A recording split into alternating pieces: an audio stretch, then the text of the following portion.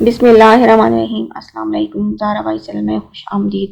ایک مرتبہ آپ صلی اللہ علیہ وسلم ایک قبرستان میں سے تشریف لے جا رہے تھے۔ وہاں آپ نے دو شخصوں کی آواز سنی جنہیں ان کی قبروں میں عذاب کیا جا رہا تھا۔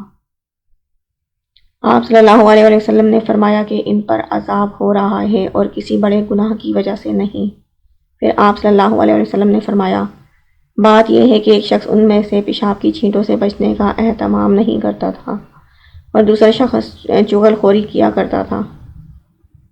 آپ صلی اللہ علیہ وسلم نے نیم کی ایک ڈالی منگوائی اور اس کو توڑ کر دو ٹکڑے کیے اور ان میں سے ایک ایک ٹکڑا ہر ایک کی قبر پر رکھ دیا۔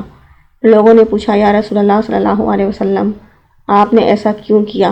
فرمایا، اس لیے کہ جب تک یہ ڈالیاں خشک نہ ہوں شاید اس وقت تک ان پر عذاب کم ہو جائے۔ Thanks for watching. اگر آپ کو ہماری ویڈیو اچھی لگے تو پلیز لائک اور سبسکرائب کرنا مت بھولیے گا اور نیچے کمنٹس باکس میں اپنی رائے سے ضرور آگاہ کیجیے۔